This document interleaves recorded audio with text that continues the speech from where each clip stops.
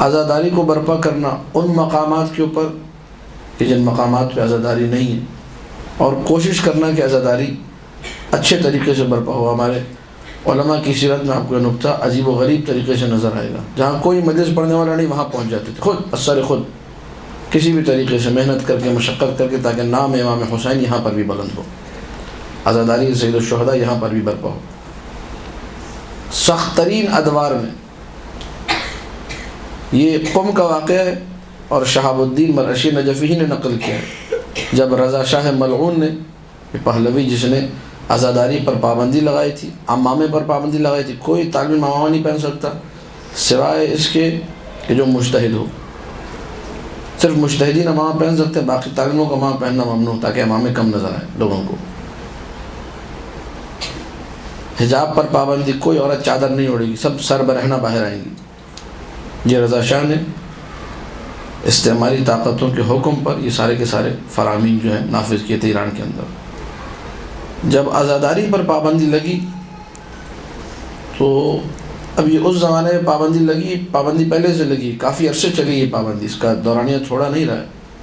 مؤسس حوزہ علمیہ قم شیخ عبدالکریم حائری جو تھے، ان کے زمانے میں اس پابندی کی بات شروع ہوئی تھی، پابندی لگی، ان کے سامنے کسی نے کہا تھا قبلہ آپ مرجع وقت ہیں، آپ جو ہے مؤسس حوزہ علمیہ، آپ کو پتہ ہے عزاداری مستحب ہے، ٹھیک ہے مستحب پہ پابندی لگا رہے تو کیا ٹینشن ہے؟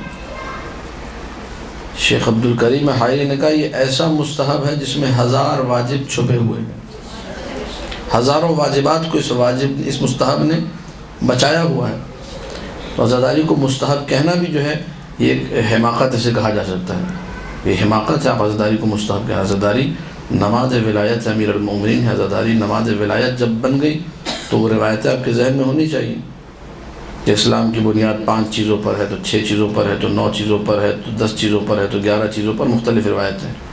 ہر روایت کے آخر میں ہے ولایا ولایا ولایا، اور آخر میں ٹکڑا بھی لگا ہوا ہے، جس طریقے سے ولایت کا حکم دیا گیا اس طریقے سے کسی چیز کا حکم، جس طریقے سے ولایت کے بارے میں دعوت دی گئی کسی چیز کے بارے میں دعوت نہیں دی گئی۔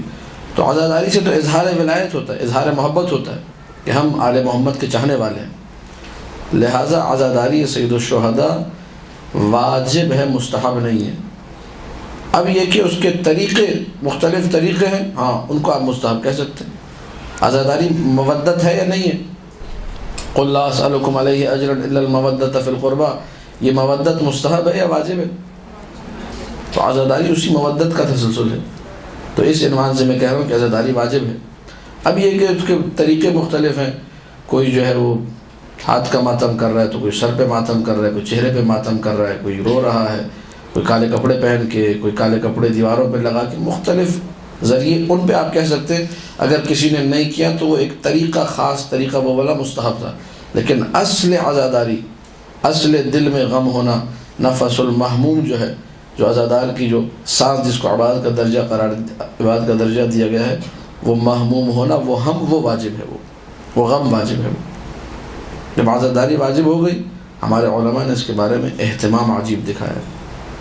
اب وہ واقعہ سنی جو تمہیداً یہ بات میں نے کی تھی، شہاب الدین مرعشی نجفی، پابندی لگی ہوئی ہے، کہتے ہیں میں آیت اللہ خمینی اور 3-4 بڑے مجتہد مدرسہ فیضیہ سے نکلے، مدرسہ فیضیہ حرم کے بالکل ساتھ جڑا ہوا ہے، حرم بی بی معصومہ قم سلام اللہ علیہ کے ساتھ۔ اللہم صلی علی محمد و آل محمد۔